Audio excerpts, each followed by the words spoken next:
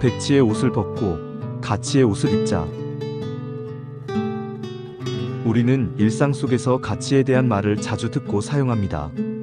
하지만 무엇이 진정으로 가치 있는 것일까요? 이 근본적인 질문에 답을 찾을 때 비로소 우리의 삶이 나아갈 방향이 선명해집니다. 마하트마 간디의 삶을 통째로 바꾸었다는 책 나중에 온 이 사람에게도의 저자 존 러스키는 가치 있다는 말은 바로 생명에 유용하다는 의미라고 합니다. 그의 말을 따르면 진실로 가치 있는 것은 인간을 포함한 모든 생명을 더욱 풍성하고 온전하게 만드는 데 기여하는 것에 있습니다. 그렇다면 반대로 가치 없는 것은 무엇일까요? 러스키는 생명에서 멀어지게 하는 것을 무가치할 뿐만 아니라 심지어 유해한 것이라고 못 박았습니다. 이러한 관점에서 러스키는 고대 그리스인들의 흥미로운 지혜를 소개합니다. 그들은 국가라는 공동체의 이익에 아무런 도움이 되지 않는 사람을 이디아틱, 즉 사적인 또는 자기만 아는 인간이라 불렀습니다. 바로 이 단어에서 오늘날 우리가 사용하는 백치라는 말이 유래했다는 것입니다. 백치란 오로지 자신의 이익과 관심사에만 몰두하며 자신이 속한 공동체에는 아무런 유익을 주지 않는 삶의 태도를 일컫는 말입니다. 그렇다면 남의 생명을 해치면서까지 나만 중요하다고 외치고 칭찬과 인정을 갈망하며 끊임없이 받기만을 원하는 모습, 이것이야말로 생명에 유해하고 가장 가치 없는 삶의 태도일 것입니다. 이기주의와 배타주의가 만연한 이 시대를 살아가는 우리가 혹시 백치의 모습으로 살고 있는 것은 아닐까요? 수많은 고전이 한결같이 묘사하는 장면이 있습니다. 평생을 백치로 살았던 이들이 죽음이라는 거울 앞에서 깊은 탄식으로 후회하는 모습을 그리고 있다는 것입니다. 생명에 유익을 주지 않던 이기적인 삶의 끝에는 공허함과 아쉬움, 가득한 후회만 남는다는 것을 보여줍니다. 고전이 그리는 그들의 마지막 모습을 떠올리면서 우리는 과연 어떤 마지막을 향해 걸어가고 있는지 그 길을 물어봐야 할 것 같습니다. 진정한 가치를 잃어버린 채 무가치할 뿐 아니라 다른 생명에 해롭기까지 한 삶을 살고 있지는 않은지. 그런데 백치 같은 삶의 모습이 우리의 본 모습일까요? 동양의 지혜는 단호히 그렇지 않다고 말합니다. 맹자의 유자입정 이야기는 우리에게 깊은 울림을 줍니다. 길을 가던 사람이 어린아이가 우물에 빠지려는 위태로운 순간을 목격하면 그 누구라도 순간적으로 측은지심을 느껴 아이를 구하려 한다는 가르침입니다. 이는 우리 내면 깊숙한 곳에 계산과 이익을 초월하여 생명에 유용하려는 선한 본성, 측은지심의 마음을 보여주는 명백한 증거입니다.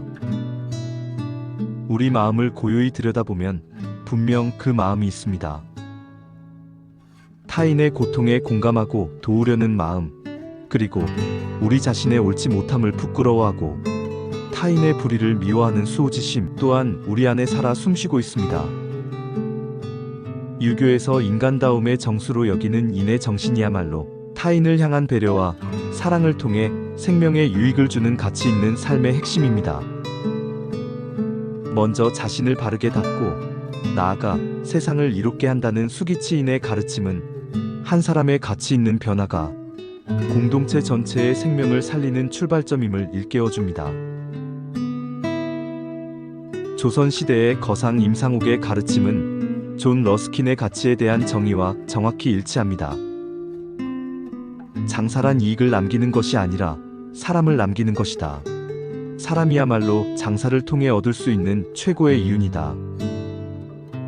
돈과 물질이 아닌 사람이라는 생명을 남기는 것이야말로 최고의 가치임을 그는 알았던 것입니다.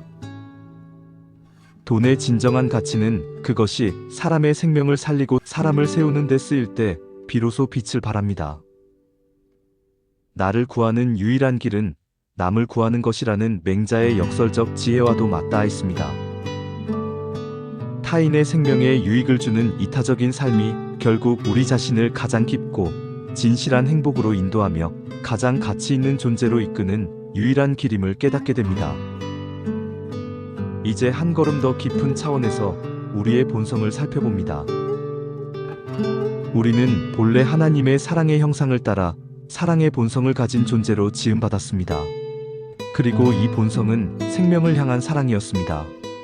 이는 우리가 단순히 복을 받기만 하는 존재가 아니라 세상을 향해 복을 흘려보내는 복의 근원, 생명에 유익을 주는 가치의 원천이 될 수 있는 놀라운 잠재력을 가진 존재임을 의미합니다. 하나님께서 아브라함에게 하신 약속, 땅의 모든 족속이 너로 말미암아 복을 얻을 것이라는 창세기 12장의 말씀은 아브라함이 복의 근원이 된다는 것을 말씀하신 것입니다. 그러므로 타인을 이롭게 하는 가치 있는 삶을 실천할 때 이 거룩한 사명이 실현되는 것입니다. 하지만 안타깝게도 현실은 이상과 다릅니다. 죄로 인해 본래의 아름다운 형상이 망가졌고 그 결과 자기 자신만을 사랑하는 이기심에 빠져 생명의 유해한 백지와 같은 모습이 되었습니다. 물론 감사하게도 예수 그리스도의 십자가는 이 모든 죄를 용서하시고 잃어버렸던 사랑의 본성을 회복시켜 주셨습니다. 우리는 이제 생명의 무가치한 백지의 옛사람을 벗고 타인의 생명에 유익을 주는 가치 있는 새 사람이 될 기회를 얻게 되었습니다. 하지만 문제는 여전히 우리 안에 남아있는 오래된 죄의 습성입니다. 남을 사랑하기보다 사랑받기를 갈망하고 주기보다 받기만을 원하며 다른 사람의 인정에 목말라하는 우리의 모습이 그 증거입니다. 도가의 장자가 말한 마음의 허구성처럼 어쩌면 지금의 이기적인 욕망과 집착은 본래의 순수한 자아가 아니라 세상이 주입한 가치와 욕망에 물든 허상일지도 모릅니다. 생텍쥐베리의 인간의 대지에 나오는 지보리 이야기는 우리의 현실을 아프게 비유합니다. 지보리들은 야생 오리 때의 힘찬 날갯짓과 야성의 부름에 잠시 마음이 동하여 날갯짓을 시도하지만 이내 주인이 주는 먹이와 안전한 울타리라는 익숙함에 다시 안주하고 맙니다. 우리 역시 오랫동안 백지로 살아온 죄의 습성이라는 울타리에 갇혀 있습니다. 진정한 사랑의 본성이라는 야생의 부름에 잠시 반응하지만 이내 익숙하고 편안한 이기심의 자리로 돌아오곤 합니다. 우리는 야생의 부름처럼 생명을 살리려는 본성에 잠시 날갯짓을 시도하다가도 이내 이기심 가득한 죄의 습성으로 돌아와 안주하고 말지요.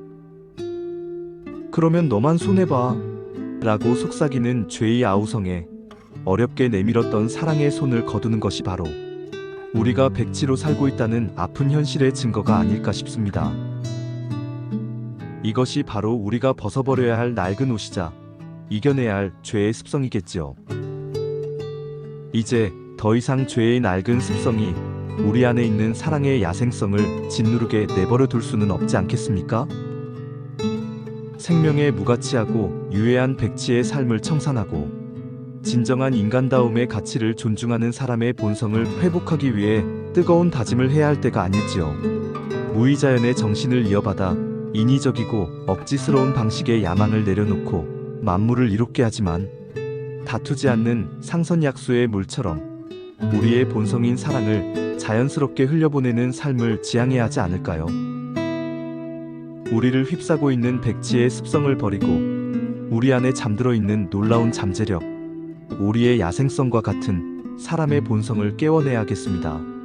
하나님께서 아브라함에게 하신 약속처럼 단순히 복을 받는 것에 머물지 않고 세상의 모든 민족에게 복이 되는 통로가 되어야 하겠습니다.